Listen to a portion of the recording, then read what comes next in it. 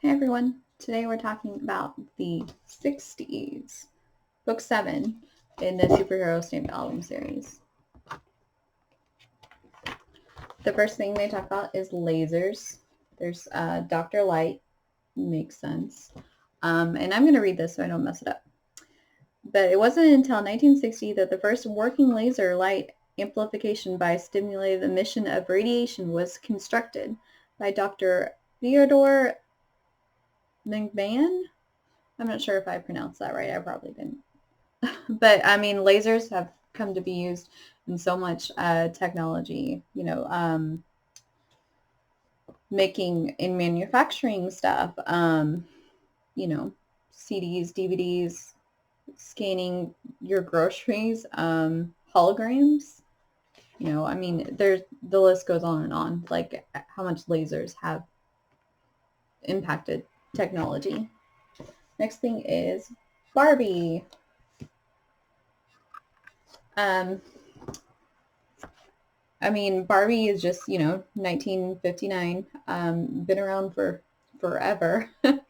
And she's still popular because she keeps changing. She keeps up with the times. And you look at all the different Barbies, and there's been, Disco Barbie, there's been, and she's had so many careers. And in the 80s, she had the huge, big curly hair. And, so she just, in the 70s, she was like super sleek and suntanned. So she just, she keeps up with the times. I don't see her going away anytime soon. There have actually been a lot of superhero Barbies, which we'll talk about in one of my future videos. Because I have, of course, quite a few of them because they're superheroes. And of course, they're talking about John F. Kennedy, who is the youngest man ever to be elected president. And they talked about his administration. They called it Camelot because, he wanted this idyllic version of the U.S. to prevail. He's the one that famously said, "Ask not what your country can do for you, but what you can do for your country," which I think is a really good motto because, I mean, so many people are just focused on themselves, and it should be about all of us as Americans and not just the individual, but everybody. Cold War was still going on, still increased. Everyone was afraid that everyone else was going to start a war, a nuclear war. That's why it was called Cold War. It wasn't exactly a war, but it was the threat of one. Roger Maris, he hit 61 home runs in 1961. So he broke Babe Ruth's record that stood since 1927, which would later come to be broken, like in the 90s, by Sammy Sosa and Mark McGwire. But, at the time, it stood. And then, of course, we're talking about like circuit chips and of course the atom, because these are super small and he can make himself super small.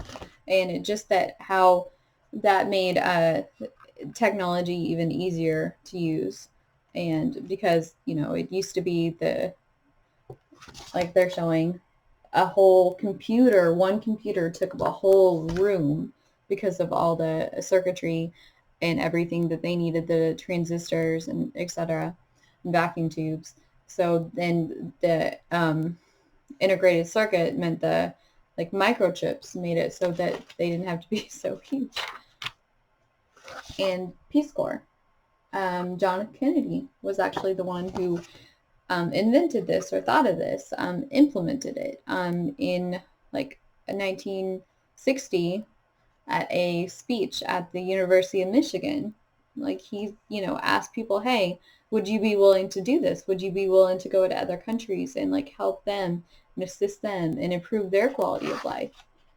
And then in March 1961, he actually appointed someone the director of the Peace Corps. So it actually started.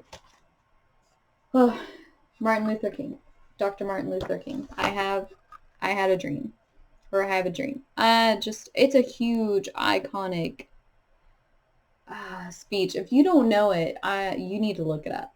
I mean, it said he looked forward to the day when all people will be able to join hands and sing free at last, free at last. I mean, just wow, just a very powerful, powerful message. I mean, and he basically his efforts resulted in the passage of the Civil Rights Act of 1964 and the Voting Rights Act of 1965, and he earned the Nobel Peace Prize, as you should. I mean, it just like I can't think of one person who has done more like for social justice and equality than Dr. Martin Luther King. I mean, I'm in awe. Like I don't even know what else to say about him. He's just such an amazing person.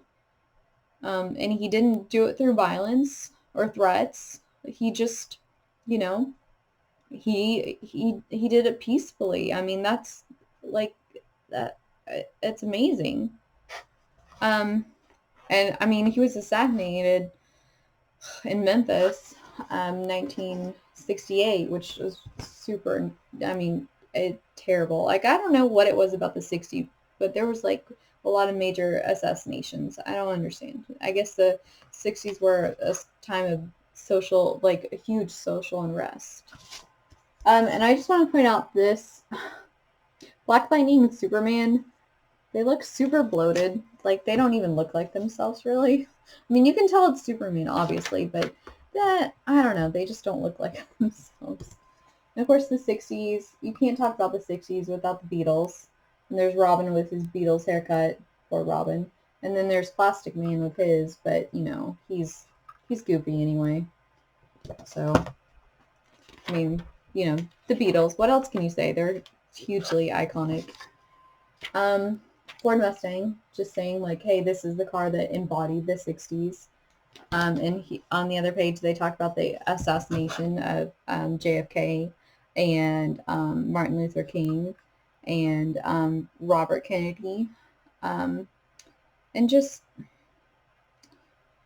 like I said, I don't understand what was going on during the 60s that was such a social unrest, I mean, I don't know, 3 major assassinations in the 60s, it just seems like a lot. Medical history is made with the first lung and liver transplants in 1963, followed by the heart transplant in 1968. Okay, now I remember the Vietnam War. That's part of the unrest. Because basically, I mean, this was... Okay, South Vietnam was anti-communist, North Vietnam communist, and so basically they wanted to make sure because they were afraid if North Vietnam took over South Vietnam and made them communist also, that whole area would fall also. So yeah, I mean, it was definitely a war that was protested. Not very many people agreed with it, and unfortunately, it was at the time the longest war in U.S. history that didn't there wasn't a victor. Like they just like, okay, we're done, basically. I mean, it wasn't good. I mean, a peace accord was reached, but like it felt like there were no winners. The peace symbol, icon of a generation. There's Plastic Man being goofy again. But it was said that, you know, this was when the peace symbol took off, was the 60s. It wasn't necessarily invented during the 60s because they've attributed it to a couple other things back in antiquity.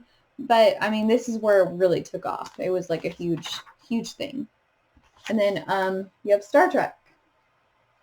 Everyone knows Star Trek. Even if you don't like Star Trek, you know Star Trek. In the pilot episode, actually, William Shatner didn't play Kirk, and they felt like something was off, so they actually paid money to reshoot it, which hardly ever happened. I mean, usually if the pilot fails, they're like, okay, we're done. Let's move on. But they reshot it with William Shatner, and Spock actually survived, um, from the other pilot. He was actually the only actor that still, like, was from the first pilot. Anyway, I mean, it's still a huge deal today. Like, everyone knows what Star Trek is. During the 60s, Green Bay Packers were the dominant team, thanks in part to their coach, Vince Lombardi.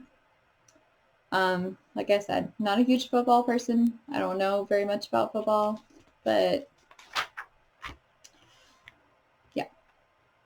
Okay. Apollo 11, space mission, man on the moon. Neil Armstrong, Buzz Aldrin, Michael Collins. Everyone knows about that. That 1969 man landed on the moon. He's Neil Armstrong said, that's one small step for man, one giant leap for mankind. So, everyone knows about that, even though there are those conspiracy theorists who say that, like, it didn't actually happen, that it was staged. Okay, I don't think I agree with that. I don't agree with that, but, whatever. I mean, conspiracy theories, like, can be fun if you, like, take them with a grain of salt. But, it's pretty cool. Oh, Woodstock. The only person I know, honestly, at Woodstock was Jimi Hendrix. I don't know any of the other artists there. Apparently it was like, a 3-day, 3-day music fest. And even though it was like raining and muddy and stuff, everyone still had like a great time. Like, it's very, like, it's iconic. The music fest today, like Coachella, which I've never been to, I've just heard about. It's all thanks to Woodstock. That's what first started it. And that's all for the 60s. I hope you will join me next for the 70s. Until then, bye.